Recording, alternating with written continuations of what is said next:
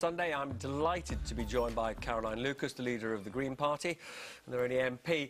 We've had a lively discussion this morning about the future of the Green Belt. What is your party's position on the strip of land that shares your name?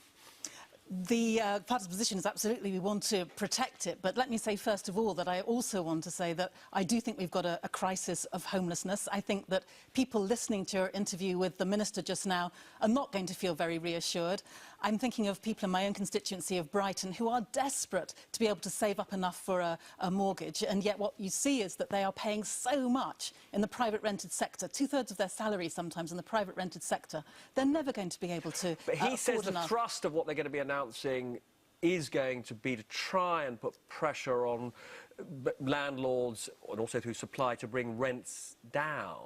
Well, I didn't hear any concrete policies. No, I agree with you that we're going to have to wait for the white paper for the detail. But we absolutely need to be having what we would say is a living rent commission, which would look at how you can, over time, bring rents down. So it's not just about stopping them going higher than inflation, it's about bringing them down. Because right now, you don't think it's all about ownership, do you?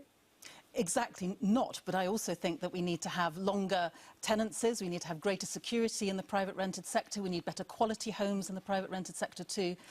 So all of that needs to be addressed at the same time as we also address the issue of, yes, building more affordable homes. The government has very cleverly redefined what affordable means, so to them it means 80% of market value. That is not affordable for most people. We want to see genuinely affordable homes that are built, and that should be the priority. Now, those who criticise the Green Party and you would say that you were champions of a referendum on Brexit, and now you're not respecting the result. Well, I don't think that the Prime Minister has any mandate for the kind of extreme Brexit she is pursuing. That was not on the ballot paper. So for sure, what the ballot paper and what the referendum said was that we are going to leave the EU, but it didn't say what kind of destination we're going towards. The idea that we are leaving the single market, the customs union, losing all of our social and environmental protections, all of that was not on the ballot paper, which is why we think that she really has no mandate for what she's pursuing. But there were all sorts of warnings during the referendum that if we leave the EU, we would indeed be forced out of the single market and the customs union.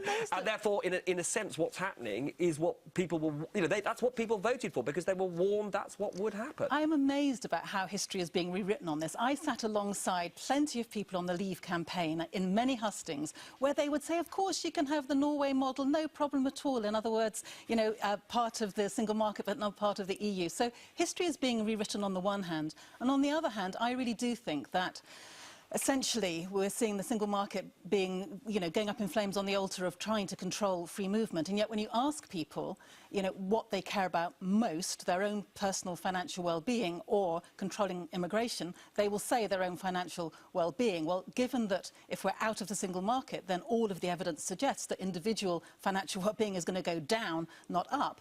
I don't think that she has a mandate, that the Prime Minister has a mandate for the kind of Brexit she is pursuing. That's why we would like to see... When you say... OK, I understand the point you're making, but does that mean for you that there should be a second referendum?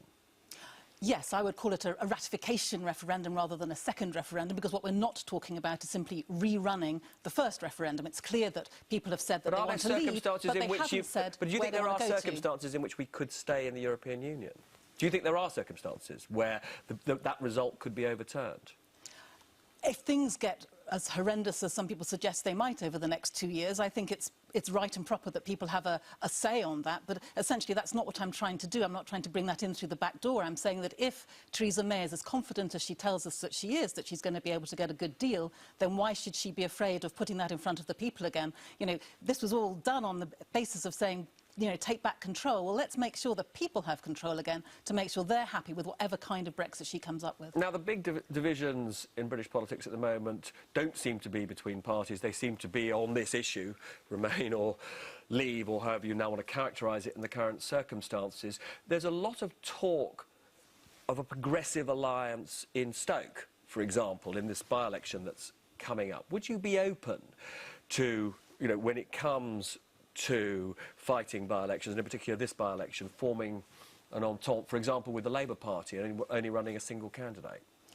Well, let me just explain why this is even part of a debate. The whole point of having some kind of electoral alliances, progressive alliances, as far as the Green Party is concerned, is for the prize, first of all, of getting electoral reform, so breaking through this electoral system whereby we have a government elected on less than 24% of the eligible vote, but also so that we can ensure that we don't have a Tory government for the foreseeable future, not just the next 5 years, but 10 or 15, because when you've got constituency boundary changes coming down the line, when you've got what happened in Scotland, frankly, the chances of the Labour Party winning an outright majority at the next election are vanishingly small. That means that for my constituents, they're looking at the NHS being yet more decimated, you know, welfare going down. So this is why it's urgent. But you're pointing out that, of course, you have a lot in common, particularly with Jeremy Corbyn's Labour Party. So just on this specific point, will you stand down in Stoke and just give Labour a clear run?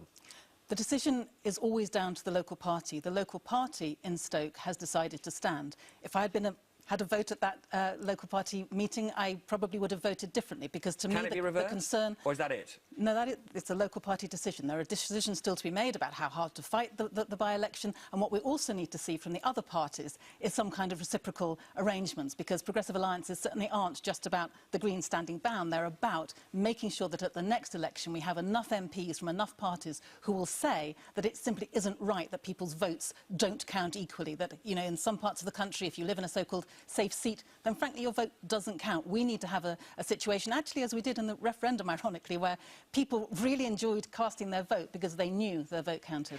Thank you so much for joining us this morning, and we hope to see you again soon.